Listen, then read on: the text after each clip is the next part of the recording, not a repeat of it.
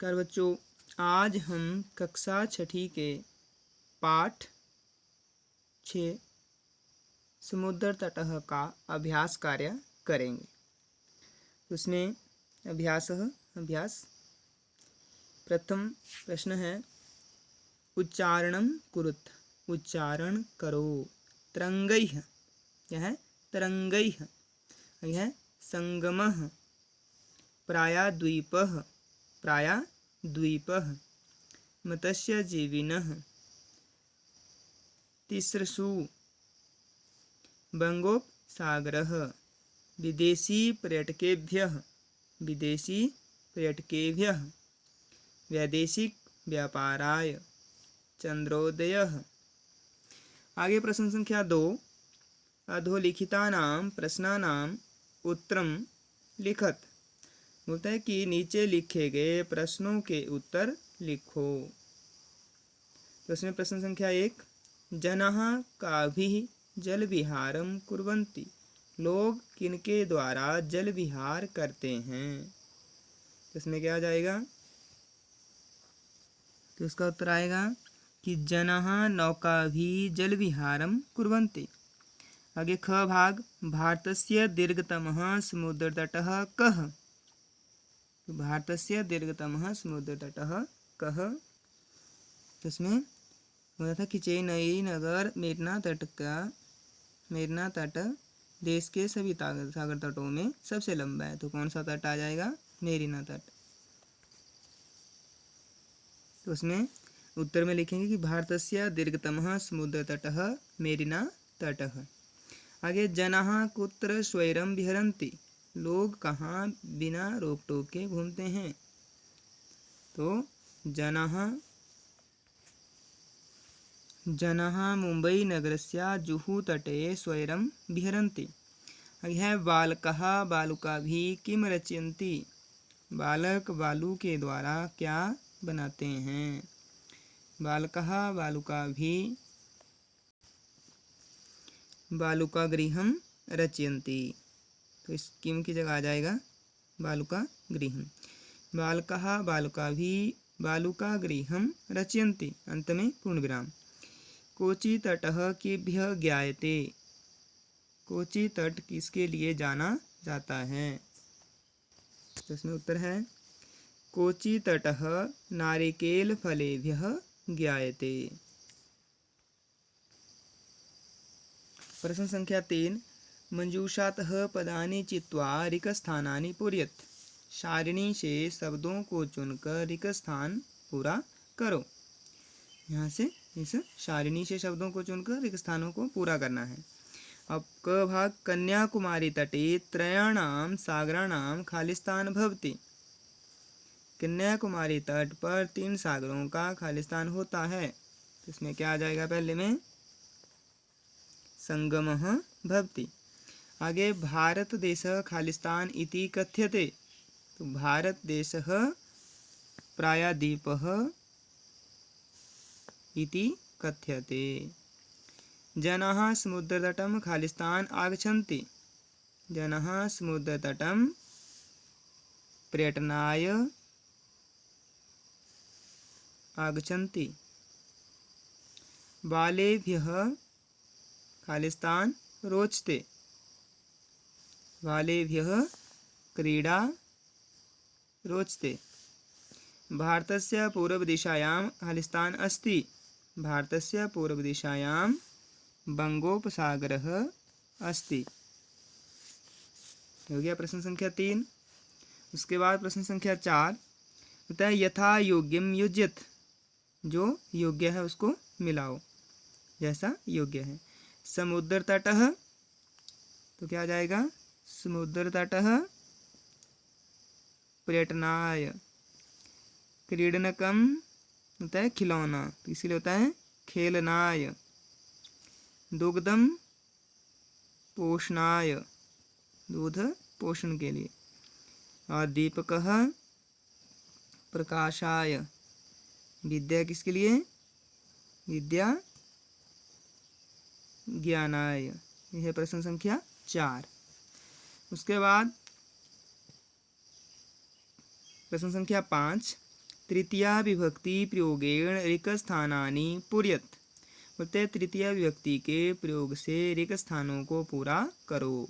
यथा जैसे व्योमः खालिस्तान सह गच्छति मित्र के साथ, तो इसमें मित्रेण। आगे बालकः खालिस्तान सह पठन्ति बालिका, तो इसमें आएगा बालकः बालकः बालिका भी सह पठन्ति।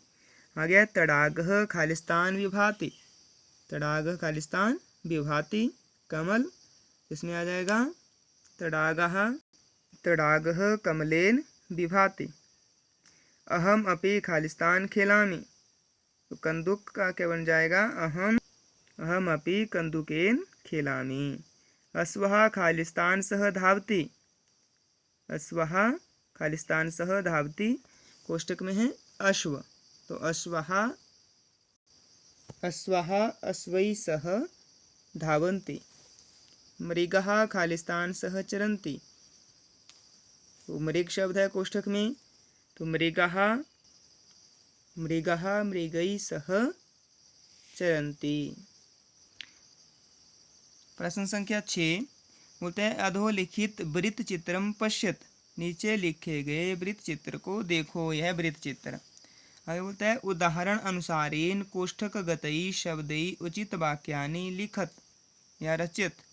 कोष्ठक में दिए गए शब्दों के द्वारा सही वाक्य बनाओ। तो इसमें क्या है, हमारे पास है वृत्त चित्र।